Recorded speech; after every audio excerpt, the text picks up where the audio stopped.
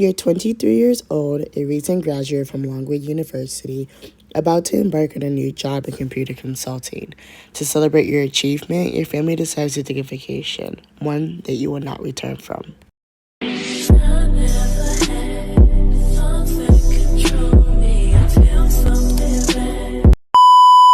So let's get started. This case is strange for all kinds of reasons that you'll hear very soon, because by the end of this, you'll be asking yourself, how the hell do you go missing on a cruise ship in the middle of the ocean? But I digress. Amy was born on May 12, 1974, to parents Ron and Ivy Bradley in Petersburg, Virginia. She had recently graduated from Longwood University and was 23 at the time of her disappearance. She and her family boarded what's called the Raspity of the Seas. It's a Royal Caribbean International cruise ship.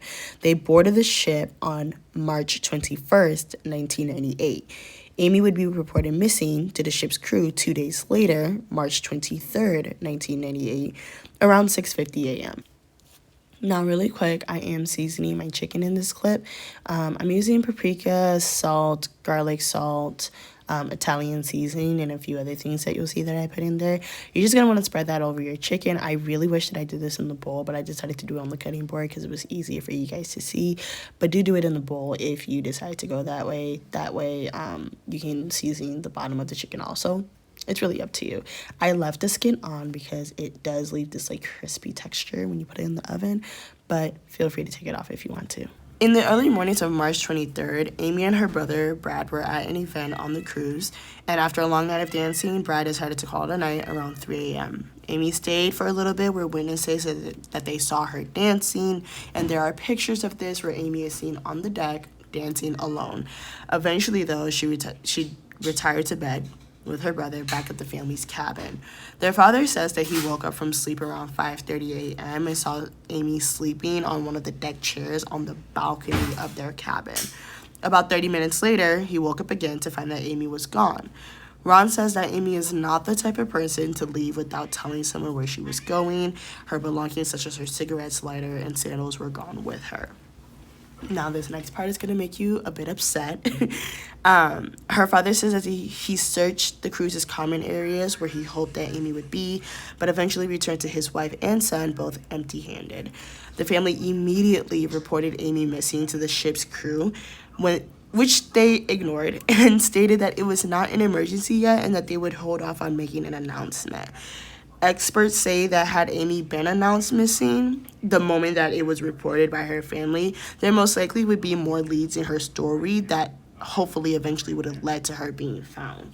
Now, really quick interjection. I have never been kidnapped. I don't want to be kidnapped. But should I ever find myself in that circumstances, I hope to God that the police, the crew, like wherever I go missing, that you don't hold off on making an announcement that somebody's missing.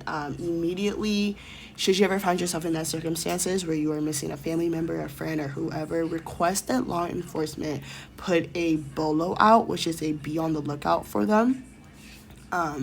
Immediately report it, because those first 24 to 48 hours are crucial. It's just a myth that you should wait 24 hours before reporting a person missing, especially if it's a child or somebody who does not usually do this.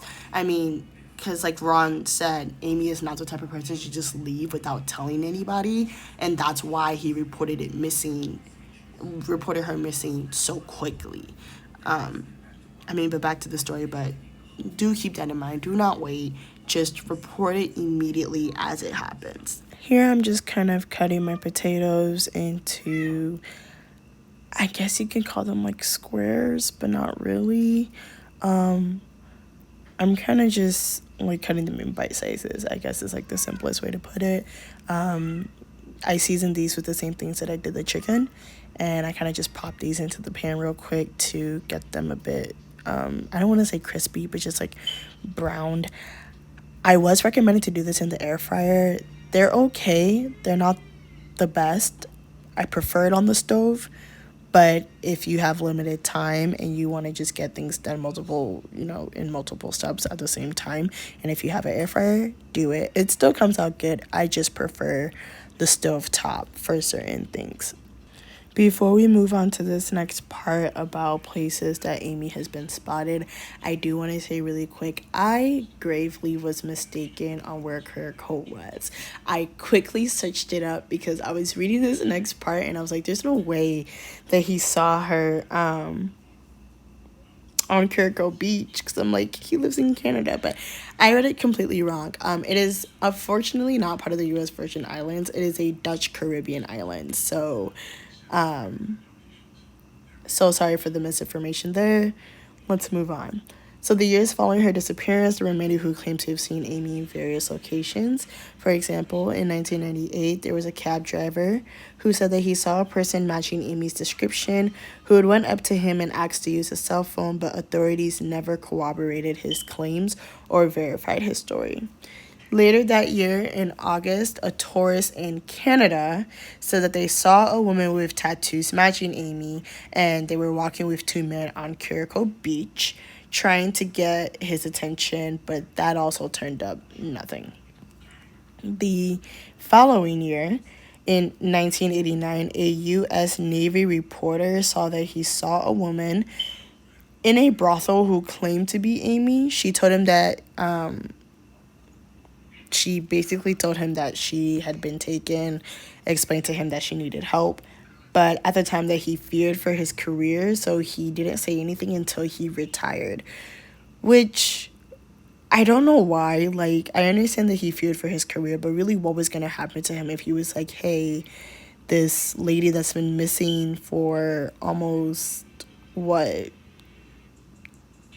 Like, almost at this point, she went missing back in 1998, and he decided, like, yeah, she's been missing for like a year or two. I'm not gonna report it until I freaking retire. Okay. But anyway, there was no evidence to support his claim anyway, so it really didn't matter.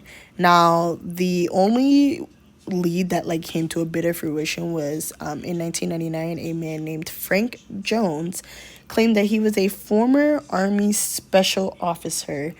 I don't know what that means. I have no idea what the ranks in the military are. I don't really know if that's like pertinent to the story, but he basically claimed that he could launch a rescue for Amy after that he had seen that she was being held hostage by a Colombian individual or personnel in a housing complex. The only thing that made the family like actually take his word for it was that he not only described her tattoos, but he also sang a lullaby that Amy's mother used to sing to her, and clearly really anyone who didn't have this information, like, I guess like wouldn't be able to provide that. But it was weird though, because it all turned out to be a scam after the family had given him over $200,000 in funds, and he was sentenced to prison for fraud in 2002. That part kind of like threw me off a bit, because like, how did he know the lullaby that her mother used to sing to her if he didn't even like know of her, never mentioned her, like probably most likely never seen this woman in his life other than when she was reported missing in the United States? It's just a bit weird and out of whack. But moving on. In 2005, a woman named Judy Mars, I could be saying that wrong, said that she saw Amy in a Barbados department store. So like everybody everywhere is like seeing this woman in like different countries, different states, but she was followed in by three men who threatened to do something to her if she didn't follow through on a deal that they had. She says that the men left. Amy said that her name was Amy. She was from Virginia, and the men later on walked in and took her away. She mentioned it to the authorities. They helped her create a composite sketch of the man and the woman, but nothing really turned up either. Later on that year, Amy's parents went on the Dr. Phil show to talk about the situation and to kind of let the world know that they had received an email of a picture of a woman who matched Amy's description and looked like she had been sold into sex slavery, which unfortunately is a thing that happens to people who go missing. They often get sold into sex trafficking or things like that. So, but to kind of wrap it up, with no body, no evidence, and nothing to go on, the case remains cold. The FBI are offering $25,000 for any information that can lead to the closure of the case, and offering $50,000 for any information regarding her location. The family also is offering $250,000 for information that leads to her safe return. Unfortunately, on March 24th, 2010, Amy Lynn Bradley was declared legally dead 12 years after her disappearance. She is one of many stories of disappearances to turn up nothing in the United States. The overall case is just weird. But I do encourage you guys all to remain safe, joyous, and just keep ahead looking over your shoulder, because no matter where you are, the world is such a scary place. But I really do hope that you enjoyed this story, and I really do hope that you guys keep coming back for more. But if anyone anywhere sees this and they have any information regarding Amy's case, I will leave a link below where you can contact the authorities in charge of this case. But I mean, please be serious about it. But you all have a great day.